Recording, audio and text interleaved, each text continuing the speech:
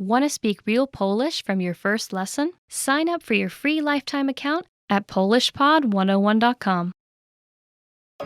There are a lot of people working to learn another language, but there are also a lot of people who grew up speaking 2 or more languages without even thinking about it. If you're able to speak 2 languages, you're bilingual. If you can speak more, you're multilingual. In many countries, being bilingual or multilingual is normal or even expected. But in some countries, people grow up speaking and learning 1 language. If you speak 1 language, you're monolingual. So, what can monolinguals learn from bilinguals or multilinguals? This video will look at what it's like to be comfortable in 2 or more languages. Here are 6 pieces of information relating to bilingualism and multilingualism that you can use in your language learning. First, bilingualism and the brain. How does being bilingual or multilingual affect the brain? Do you dream in both languages? Do you see subtitles in your head for the other language as somebody's talking? The answers to questions like these are different for everyone. Some people may dream mostly in the language they're most comfortable with, and occasionally in another language. Some people may be able to effortlessly move between the languages they know, while others may get stuck from time to time. These are all normal parts of knowing more than 1 language.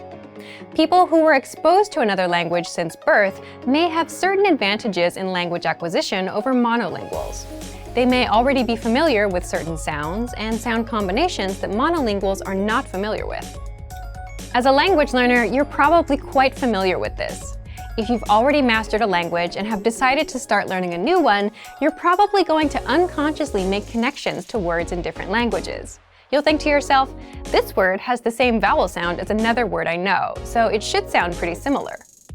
When it comes to studying things like new vocabulary words and grammar, however, monolinguals, bilinguals, and multilinguals all need to spend time learning and memorizing.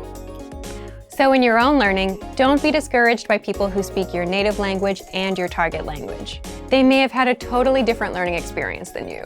Consider your language studies, not language abilities. Second, language mistakes and confusion. You may be wondering if bilinguals ever confuse languages in their heads. Generally, people who are fluent in multiple languages can separate the languages mentally. However, there are situations where people momentarily forget words, even in our native languages, or we think of a word in one language but not in another. In some cases, we might even want to use a word that exists in one language but not in the other.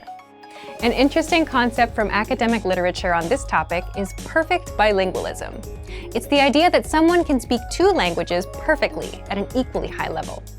Many people assume that someone who grew up speaking 2 languages would be able to use both of them perfectly and sound flawless, but this is generally not true. Bilingual people are often more comfortable talking about certain topics in specific languages.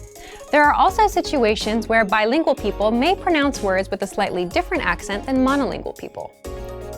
Interestingly enough, there's also a similar pattern among bilingual couples. Bilingual couples usually have a single dominant language. Even if they can speak another language with fluency and ease, people will usually use the language that's most efficient and comfortable. Third, bilingual societies. Can you imagine a place where you talk to your family in 1 language, your neighbors in another, your boss in a 3rd, and write letters in a 4th? This might sound like a dream for many language enthusiasts, but in some societies, it's normal. This type of multilingual society occurs on border regions all throughout the world. In northern Iraq, for instance, people usually speak Kurdish, Turkish, and Iraqi Arabic, and many of them use modern standard Arabic and English at school. In some parts of China, people might learn English at school, speak their city's dialect of Mandarin when out shopping, speak standard Mandarin at work, and perhaps even speak another language when at home with their families. Some of these people might even say they're bad at languages. When people say this, it's often because they grew up using these languages, not learning them in school. When they were using a language at a friend's house and got their pronunciation corrected, there was no anxiety involved. This kind of learning is different than learning in a school setting, where tests and classrooms can cause pressure and discomfort. Media exposure plays a huge role too. Many people around the world are functionally bilingual in English thanks to TV and YouTube. Sometimes parents, even in societies where people speak several languages, will put on educational English videos for kids to watch. But what's even more fun is something that's enjoyable for the kids that's already in English. You can do this too as an adult language learner. There's a time and a place for coursework, but if you're able to shut off the learning part of your brain and simply absorb content you're interested in, you'll be surprised at what you can pick up after a couple of months. Fourth, heritage languages.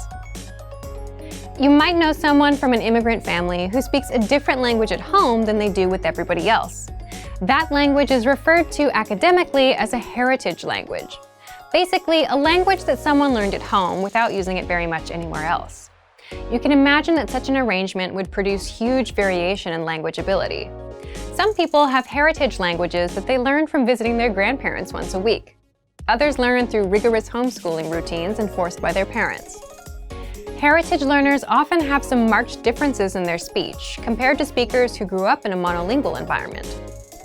They might have an accent that's affected by the dominant language they grew up with.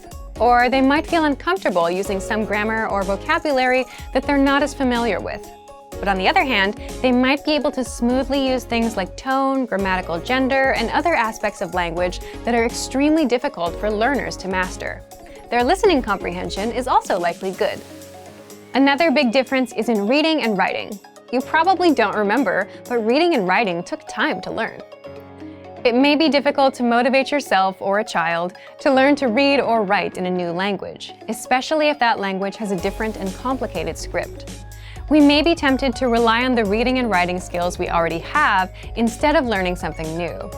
If you have a heritage language and you're working on reactivating it, be kind to yourself. Maybe you feel like you should know how to read or write in your heritage language, but you don't. And that's okay. You can work on building those skills as any other language learner would. A great way to build literacy is to read text with audio that you can listen to at the same time. You can use the lesson notes from our language learning program or watch videos with subtitles. This is easy to do from the comfort of your home. Fifth, gaining fluency in a second language. There's a lot of divided discussion about whether it's possible to learn a language to a native level. It's important to consider what native level means. Maybe a native speaker of your target language can talk about their work flawlessly, but they can't speak in depth about a topic beyond their field. You don't expect yourself to be able to talk about absolutely everything with 100% perfection in your native language, so don't expect that you'll magically be able to communicate perfectly in the language you're learning either.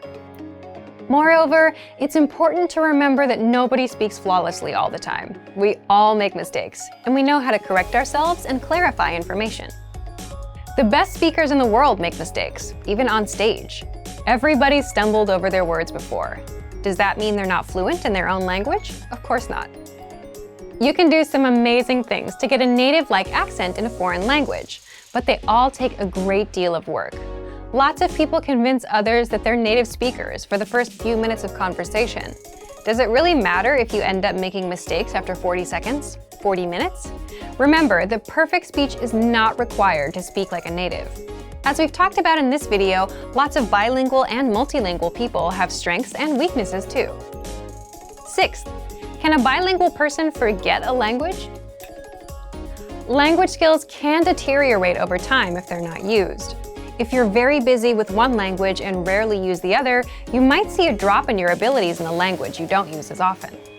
Completely forgetting a language takes a very long time though. While you might forget a word here and there in one language, you likely won't lose a language completely unless you don't use it for decades. This is something to think about for anyone who is considering spending their life in another country. Make sure to keep your language skills up. Otherwise, as time goes on, things may be harder and harder to remember. Being bilingual or multilingual is pretty interesting. A lot of language learners compare themselves to bilinguals or multilinguals. Remember that bilingual and multilingual people put in work too, when they were kids. So don't feel discouraged if it seems like your own learning is slow. It simply takes time, and that's true for everyone. For even more tips and information related to language learning, check out our complete language learning program. Sign up for your free lifetime account by clicking on the link in the description. Get tons of resources to have you speaking in your target language. And if you enjoyed these tips, hit the like button, share the video with anyone who's trying to learn a new language, and subscribe to our channel. We release new videos every week. I'll see you next time. Bye! Want to speed up your language learning? Take your very first lesson with us. You'll start speaking in minutes and master real conversations. Sign up for your free lifetime account. Just click the link in the description.